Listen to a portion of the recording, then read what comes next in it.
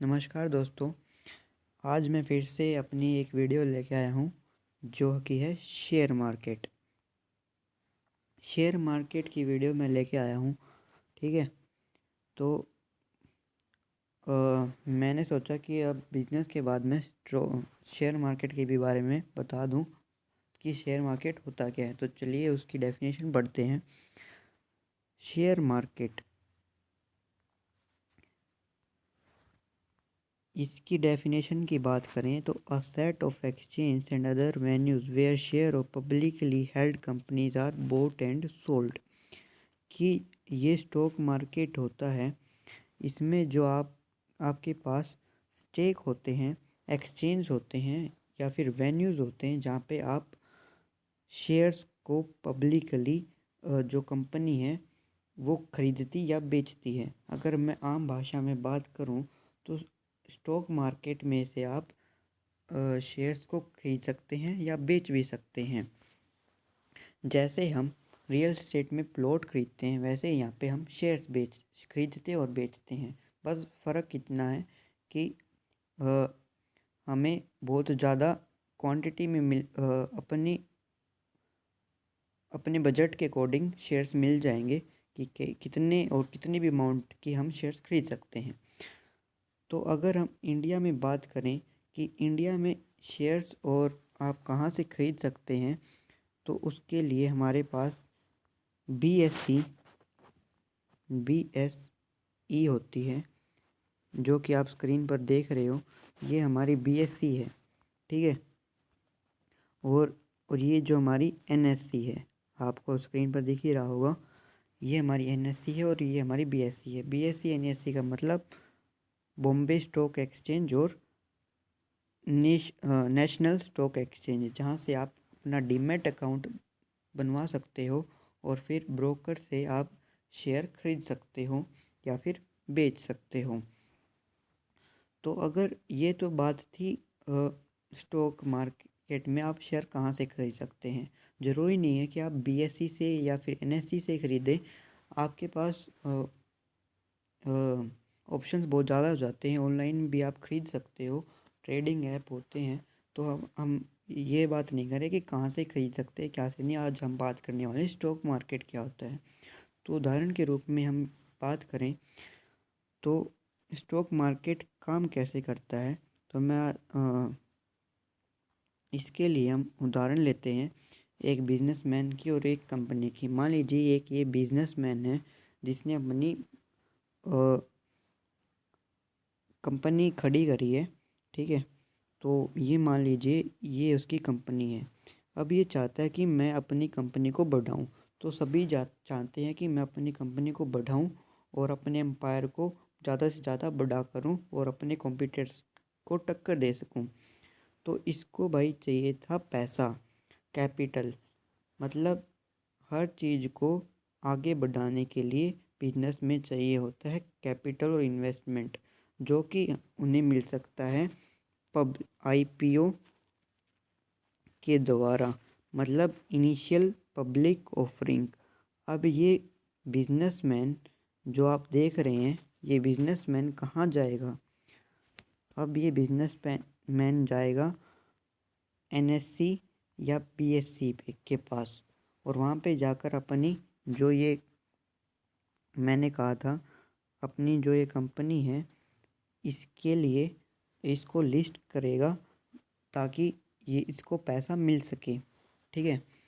तो मान लीजिए ये तो एक सेबी का रूल होता है, मतलब stock exchange bureau of India का रूल होता है कि कोई भी कंपनी 75% से ज़्यादा अपनी स्टेक्स होल्ड नहीं कर सकती। तो मतलब ये बाद की बात है। मतलब इससे क्या हो जाता है कि वो अपना कंट्रोल बना लेती है कंपनी के शेयर्स के लिए। लेकिन अब ये क्या करेगा, तो इसने सोचा कि मैं अपनी कंपनी की 30% 30% हिस्सेदारी जो है मैं बेच दूं किसको? लोगों को। अब ये लोगों में हम सभी हो जाते हैं, ठीक है। हम में से कोई भी हो सकता है जो इनको खरीद सकता है। ये आमतौर पर खुली हो जाती है कि के स्टेक्स को कोई भी खरीद सकता है। तो देखिए इसमें अगर मैं बात करूं फिर हिस्सेदारी का क्या होगा, तो आप 70% हिस्सेदारी जो होगी वो इस बिजनेसमैन की होगी और 30% जो हिस्सेदारी होगी वो उसकी होगी पीपल की होगी, मतलब लोगों की, आम जनता की, जिसने इसकी कंपनी पे इन्वेस्ट करा है।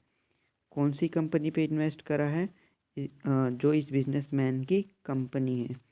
और मैंने उदाहरण के लिए कौन सी कंपनी ली थी, मतलब ये वाली कंपनी जिस पे लोगों ने इन्वेस्ट करा है, अपना पैसा लगाया है।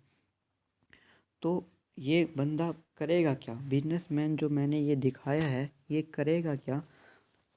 तो ये क्या करेगा, ये अपना जो 30 लाख इसने पैसा, मान लीजिए इसने बेच दी हिस्सेदारी लोगों को, ठीक है, मैंने जो बताया था 30 शेयर्स बेच दी, 30% शेयर्स बेच दिए।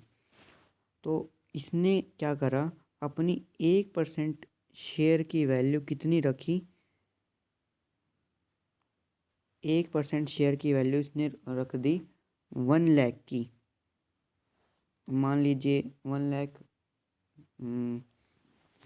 मान लीजिए इसकी जो कंपनी है, इसकी जो कंपनी है 1 CR की है, मान लीजिए 1 करोड़ की है। हाँ, तो इसने अपने 100 शेयर्स बेचने का फैसला करा। 100 शेयर्स मतलब 100 शेयर, सॉरी, 100 शेयर्स इसके पास है। इसने फैसला करा कि ये 30% 30 शेयर्स बेचेगा, मतलब 1 लाख के हिसाब से इतनी वैल्यू होती नहीं है शेयर्स की, लेकिन मैं आपको समझाने के लिए आम तौर पर कर रहा हूँ। नहीं तो आप 1 करोड़ की जगह 1 लाख की भी ले सकते हैं कि इसके पास 1 लाख की जो है कंपनी है जो मैंने ये दिखाई थी, और इसने फैसला करा कि अ, अ, कि ये 30 शेयर्स बेचेगा, ठीक है। तो 30 शेयर्स कितने के हो गए, 1 शेयर की वैल्यू कितनी की हो जाएगी, 1 शेयर की वैल्यू इसके पास हो जाएगी 1000 की, ठीक है। 1000 की एक शेयर की वैल्यू इसकी हो जाएगी, ठीक है। तो कंपनी लोग क्या करेंगे, इन 1 शेयर्स की वैल्यू के हिसाब से 30,000 पैसों की शेयर्स खरीद लेंगे, ठीक है। मतलब 30,000 पैसों के शेयर्स इन्होंने अपनी, इनकी जो ये कंपनी मैंने दिखाई थी इन पे इन्वेस्ट कर दिया। और ये 30,000 किसको मिलेंगे, ये पैसा जो मनी जो आया था, मनी जो आया था वो पैसा मिलेगा इन बिजनेसमैन भैया वाले को, जिन्होंने अपनी कंपनी को, अपनी कंपनी के स्टेक बेचे हैं। कहाँ पे बेचे हैं वो मैंने बता ही दिया कि वो NSE भी हो सकता है, BSE भी हो सकता है। वो इच्छा करेगा इस बिजनेस वाले भैया के पास कि वो कहाँ पे अपने स्टेक बेच पाए, ठीक है। तो मान लीजिए फिर इनसे फ़ायदा क्या होगा भाई, इसने, मान लीजिए इन्होंने स्टेक्स भी बेच दिए और इनको पैसा भी मिल गया, कितना मिल गया, 30,000, 30,000 क्या मिल गए, रुपीज़ मिल गए इनको। तो अब इनको फ़ायदा क्या हुआ, तो फ़ायदा ये हुआ कि इन्होंने ये 30% जो 30,000 जो रुपए थे वो इन्होंने इसमें लगा दिए, अपनी उसमें लगा दिए, कंपनी पे लगा दिए, ठीक है।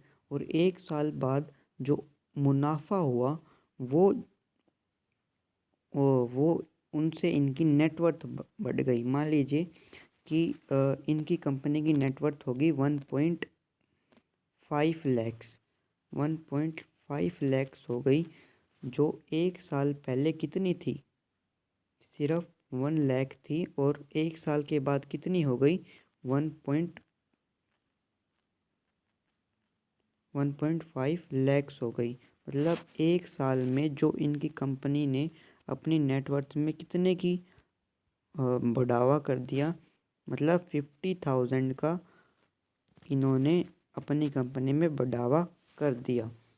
उससे क्या होगा? उससे ये होगा कि जो कंपनी की जो पहले नेटवर्थ थी वो 1 लाख से 1.5 लाख पे पहुंच गई। मतलब जो ओनर पहले 70% इक्विटी के हिसाब से 70,000 रुपये का मालिक था, ठीक है, 70,000 रुपये का मालिक था अपनी कंपनी में, अब उसको 70% के हिसाब से आप देख लीजिए।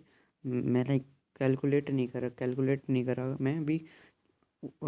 तो उसे अब 1.5 लाख मतलब 1.5 लाख के हिसाब से उसके पास 70% की इक्विटी हो गई। मतलब 70,000 से अब उसकी इक्विटी बढ़ गई, मतलब उसकी नेटवर्थ बढ़ गई। तो अब आप सोच रहे होंगे इससे लोगों को क्या फ़ायदा हुआ? लोगों का ये फ़ायदा हुआ कि जो उन्होंने 1 साल पहले 1,000 रुपये का शेयर खरीदा था वो अब बढ़कर नियरली, अब लगा लीजिए 1,050 या फिर 1,150 रुपये का, nearly something about that approx हो सकता है, इतने का हो गया। मतलब फ़ायदा दोनों का हुआ, बिजनेसमैन का भी हुआ, पीपल का भी हुआ, ठीक है, मतलब लोगों का भी हुआ और कंपनी का भी हुआ, ठीक है। अब कंपनी में जो एम्प्लॉयज़ भी हैं उनकी भी अर्निंग्स बढ़ जाएगी, क्योंकि कंपनी उनको भी ज़्यादा सैलरी देगी। सिंपल सी बात, मुनाफा होगा तो एम्प्लॉयज़ को भी उनको प्रॉफिट देना स्टार्ट करेगी कंपनी। अब देखिए, अब आप कहेंगे कि लोगों को शेयर्स ही मिले। नहीं, लोगों को शेयर्स तो मिले ही मिले, लोगों को शेयर्स भी मिले, साथ में लोगों को प्रॉफिट भी मिला। अब आप सोचेंगे कि प्रॉफिट कैसे मिला? तो प्रॉफिट 2 टाइप से मिला। एक तो उनकी जो नेटवर्थ थी, लोगों की नेट वर्थ थी वो भी बढ़ गई, और प्लस में जो उनको प्रॉफिट है वो भी मिलेगा। मतलब जो कंपनी अपना प्रॉफिट बना रही है, मतलब जो उनका खर्च है और जो उनकी अर्निंग्स है, उन दोनों के बीच का जो डिफरेंस है वो एक तो बिजनेसमैन को मिलेगा 70%, ठीक है, 70%, और एक मिलेगा 30%। किसको? पीपल को। किसको मिलेगा? लोगों को मिलेगा, ठीक है। तो हमारे लोगों को मिलेगा 30% प्रॉफिट। तो ये मैं अभी फ़ोन पे टाइपिंग कर रहा हूँ, तो इसलिए आप राइटिंग समझ में नहीं भी आ रही होगी शायद, लेकिन आप मेरे बोलने से समझ सकते हैं, ठीक है। तो ऐसे करके इनको फ़ायदा हो रहा है। अब आप पूछेंगे कि भाई ज़रूरी थोड़ी ना फ़ायदा हो, तो नुकसान भी हो सकता है। हाँ, नुकसान भी हो सकता है। क्या पता जो 1 लाख की जो कंपनी थी, 1 लाख की कंपनी थी, वो क्या पता 80,000 पे भी आ जाए। क्यों आ जाए? क्योंकि जो कंपनी है वो लॉस में जा रही है, ठीक है। तो लॉस में जाएगी तो यही होगा। और क्या पता कंपनी प्रॉफिट में भी चली जाए। ज़रूरी थोड़ी ना लॉस में ही जाएगी, क्या पता कंपनी प्रॉफिट में भी चली जाए, ठीक है। तो यह कंपनी का प्रॉफिट और लॉस के हिसाब से ही कंपनी की वैल्यू बढ़ती है। और अगर कंपनी की वैल्यू बढ़ेगी, तो कंपनी की अगर वैल्यू बढ़ेगी तो बिजनेसमैन की भी नेटवर्थ बढ़ेगी और पीपल की भी नेटवर्थ बढ़ेगी। जो लोगों ने इनकी कंपनी पे पैसा लगाया था, जब इन्होंने जरूरत थी, तो लोगों का भी पैसा बढ़ेगा, ठीक है। और ज़रूरी नहीं वो बढ़ेगा, घट भी सकता है। वो कंपनी की जो बैक परफॉर्मेंस है उसके पे मैटर करता है। और हर रोज़ कंपनी के दाम उठते या गिरते हैं।